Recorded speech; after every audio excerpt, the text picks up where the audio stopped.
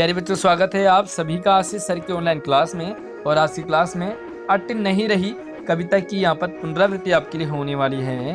Worksheet आपकी 53 रहेगी। पूरी वीडियो जरूर देखिए, क्योंकि पुनरावृत्ति सेशन में आपको कॉन्सेप्ट समझने के लिए, समझाने के लिए यहाँ पर सीबीएसई का प्रयास है, गवर्नमेंट का प्रयास है कि ताकि वो आपको एग्जाम के लिए तैयार कर सके। तो ध्यान से और आगे बढ़ने से पहले वीडियो को लाइक झट से अभी कर दीजिए, क्योंकि बाद में आप भूल जाते हैं। तो कविता हमारी रहेगी, सूर्यकांत त्रिपाठी निराला जी ने लिखी है और अट नहीं रही है। जैसे कि आपको पता है कि यहाँ पर इस कविता में बसंत ऋतु की बात की गई है। सुंदर से हरे भरे माहौल यानी कि प्रकृति के स्वरूप का यहाँ पर वर्णन किया गया है। बहुत ही मनोहारी चित्रण है। अट नहीं रही है ना। तो कवि कहते हैं, जो निराला जी है वो कहते हैं अट नहीं रही है। अटना मतलब समाना, समाना मतलब जब हम कहते हैं मैं फूला न समाया, है ना, मतलब जब ओवरफ्लो हो जाता है तो उसी की बात करते हैं कि आभा फागुन की तन सट नहीं रही है। जो आभा है, चमक है, जो इन्वायरमेंट है फागुन के महीने की, फाल्गुन के महीने की, यानी कि मार्च अप्रैल में इन्वायरमेंट कितना प्यारा हो जाता है।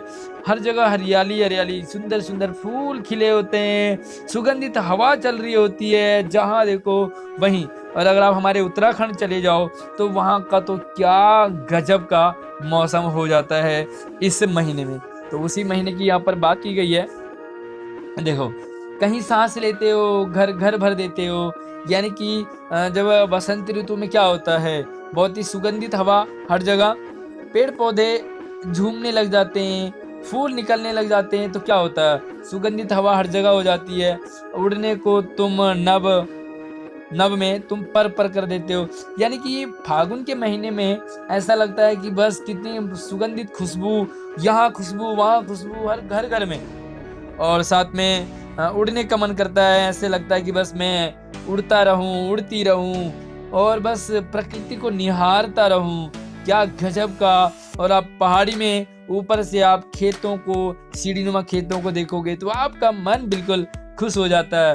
आंख हटाता हूं तो हट नहीं रही है ना। तो देखो, जब इतना गजब का इन्वायरमेंट, इतना गजब का स्वरूप जहां पर हो तो वहां का कहाँ दिल हटेगा और नजर कहाँ हटेगी, है ना। तो जब इतना सुंदर सा स्वरूप हम देखेंगे तो हमारी नजर क्या, वो तो टिकती रहती है। और कहते हैं तेरे चेहरे से नजर नहीं हटती, नज़ारे हम क्या देखें। तो यहाँ पर देखो, अगर इतना सुंदर इन्वायरमेंट और प्रकृति हमें दिखे, उसकी अनुपम छटा, तो कहाँ हमें आंख हटाने का दिल करे। आगे देखो, यहाँ पर देखो कि पत्तों से लदी डाल। क्या होता है फागुन में कि सब जगह पेड़ों में पत्ते हो जाते हैं। उससे पहले पतझड़ का मौसम होता है तो पत्ते गिर जाते हैं, फिर से जो फागुन में पत्ते लग जाते हैं, कहीं हरी कहीं लाल। तो पत्ते भी कैसे, कहीं हरे हरे पत्ते, कहीं लाल लाल पत्ते, कहीं पीले पीले पत्ते, कहीं पड़ी है उर में, उर यानी कि हृदय में मंद गंध पुष्पमाल। और हमारे दिल में दिल बाग बाग हो जाता है। कहीं गंध यानी कि खुशबू है, कहीं फूल है, कहीं माला है, और पाट पाट शोभा श्री पट नहीं रही है। यानी कि जब इतना गजब का हम लोग देखेंगे माहौल, बसंत ऋतु, हरे हरे पत्ते दिख रहे हैं, लाल लाल पत्ते दिख रहे हैं, पीले पीले पत्ते, नीले नीले, डिफरेंट टाइप के पत्ते होते हैं, और प्रत्येक डाली भरी हुई है। और वहाँ पर जो है इतना गजब का इन्वायरमेंट। तो देखो, पाट पाट शोभाश्री, ऐसे मौसम को देखने का किसका जी नहीं करेगा। तो यहाँ पर उसी ऋतु की बात की गई। तो चलिए, पहला जो प्रश्न है आपके लिए वो ये है कि कवि की आंख फागुन की सुंदरता से हट क्यों नहीं रही है। तो सिंपल सा इसका आंसर लिखोगे कि कवि की आंख फागुन की सुंदरता से इसलिए नहीं हट रही है क्योंकि फागुन का जो समय है वो बसंत ऋतु का समय होता है ना। और वहां पर क्या, सब कुछ हरा भरा हो जाता है, सब जगह फूल फूल नजर आ जाते हैं और सुगंधित खुशबू हर जगह चारों तरफ। तो हरियाली, हरी भरी खेत खलियान, पेड़ पौधे। तो बताओ, ऐसे नज़ारे को आंख कैसे हटेगी। तो बस आपने इसी तरह से यहाँ पर इसका आंसर लिखना है। दूसरा देखो कि फागुन में ऐसा क्या होता है जो बाकी ऋतुओं से भिन्न होता है। सिंपल सी बात है कि फागुन का महीना, इसका आंसर लिखोगे कि फागुन का महीना मार्च अप्रैल में आता है और यहाँ पर होता है, यहाँ पर होती है बसंत ऋतु। और बसंत ऋतु को ऋतु का राजा कहा गया। क्लियर है।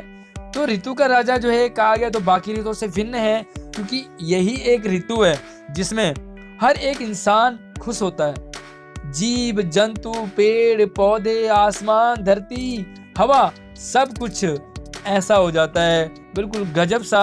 तो देखो, पतझड़ में सारे पत्ते झड़ जाते हैं, गर्मी में गर्मी हो जाती है, सर्दी में ठंड हो जाती है, लेकिन बसंत वाली ऋतु बाकी ऋतुओं से भिन्न है, क्योंकि न सर्दी न गर्मी और हर जगह सुगंध ही सुगंध। तो हो गया इसका आंसर। आगे देखो, प्रकृति की सौंदर्य की दृष्टि से आपको सबसे अच्छी ऋतु या महीना कौन सा लगता है और क्यों लगता है? तो यहाँ पर जो इम्पोर्टेंट है वो क्यों लिखना है आपने। तो सेम देखो, आपको लग रहा होगा इसका और इसका आंसर जो आएगा वो आपने इसमें इंक्लूड कर देना है। तो देखो, प्रकृति के सौंदर्य की दृष्टि से मुझे, अगर मैं अपनी बात करूं तो मुझे तो देखो बसंत ऋतु ही लगती है। क्यों? वो तो मैंने आपको क्यों का बता दिया। उससे पहले आप ये समझो कि यहाँ पर आप लिखोगे फरवरी आधे से और पूरा मार्च और अप्रैल आधा, ये जो आपका बसंत ऋतु का रहता है। और इस महीने में क्यों लगती है अच्छी, मैं बता दूं, न ज़्यादा सर्दी न ज़्यादा गर्मी और ना ही ज़्यादा बारिश। तो यानी कि सभी मौसम का मिश्रण होता है, पहली बात। दूसरी बात, यहाँ पर इसी ऋतु में कोयल बोलती है, ठीक है, इसी ऋतु में मोर नाचते हैं, इसी ऋतु में मद मस्त हो जाता है इंसान, और इसी ऋतु में जो युगल होते हैं यानी कि प्रेमी और प्रेमिका, उनका प्रेम जो है वो चरम पे होता है। यानी कि अगर प्रेमी और प्रेमिका का प्रेम की बात करें तो बहुत ज़्यादा गर्मी है, वहाँ पर वो इन्वायरमेंट नहीं बनेगा, लेकिन बसंत ऋतु का इन्वायरमेंट बहुत ही गजब होता है ना। तो यहाँ पर आप बहुत सारी बातें आप इससे रिलेटेड लिख सकते हो कि ये ऋतु क्यों अच्छी लगती है। हो सकता है आपको शीत ऋतु अच्छी लगती है और ठंडा वाला, हो सकता है आपको ग्रीष्म ऋतु अच्छी लगे गर्मी वाला, हो आपको बारिश वाला अच्छा लगे, तो जो भी आपको अच्छा लगे, लेकिन मैंने आपको बसंत ऋतु का बताया है। अब ये इसका क्या अर्थ है, देखो, पत्तों से लदी डाल, कहीं कहीं लाल, कहीं पड़ी उर में मंद गंध पुष्पमाल। तो इसका भाव ये कि बसंत ऋतु के आने पर क्या हो जाता है, सभी जगह पेड़ों पर पत्ते लग जाते हैं, है ना, पत्तों से लद जाते हैं सभी डाल। ऐसा कोई पेड़ नहीं होगा जो बसंत ऋतु में है उस पर पत्ते ना लगे, कहीं हरे पत्ते, कहीं लाल पत्ते, रंग बिरंगे और डिफरेंट टाइप के पत्ते पेड़ों में लग जाते हैं। ठीक है, यहाँ पर आपने इसका लिखना है, कहीं पड़ी है उर में मंद गंध पुष्पमाल, और उर यानी कि हृदय में। अब देखो, ऐसा अगर एनवायरनमेंट मिले आपको, सभी पेड़ हरे भरे हैं, लाल पीले हरे नीले पत्ते हैं, फूलों की बात तो दूर की बात है, तो आपका मन तो बड़ा खुश होगा ही। ठीक है, तो देखो, मंद गंध पुष्पमाल से आपका जो मन है वो भर जाता है। कहने का मतलब ये है कि बसंत ऋतु का इन्वायरमेंट इतना गजब हो जाता है कि हमारा दिल बड़ा बाग बाग हो जाता है। तो यहाँ पर आपने यही इसका आंसर लिखना है। एक एक्टिविटी है आपके लिए, एक्टिविटी है कि प्रकृति सौंदर्य पर सुंदर से आपने कविता लिखनी है। हमारे पहाड़ों की, आप पहाड़ों का वर्णन कर सकते हैं, एक 2-4 लाइन, 4-5 लाइन की आपने कविता लिखनी है, 8-10 लाइन की लिख लोगे। अगर आपको इस गतिविधि में मेरी हेल्प की जरूरत पड़े तो मुझे आप कमेंट बॉक्स में बता सकते हैं, मैं आपकी कुछ हेल्प करूँ। कुछ लाइनें आप लिखोगे कविता की तो मैं आपको उसको पूरी करने के लिए कोशिश करूंगा। साथ में देखो, अपने मम्मी पापा की भी हेल्प ले सकते हैं, अपने बड़ों की भी, लेकिन अगर आपको मेरी हेल्प की जरूरत पड़े तो कमेंट में आप लिख सकते हो, तो मैं आपको हेल्प जरूर करूंगा। मिलते हैं नई वीडियो में, तब तक आप अपना ख्याल रखिए और वीडियो को लाइक करके अपने दोस्तों को भी जरूर शेयर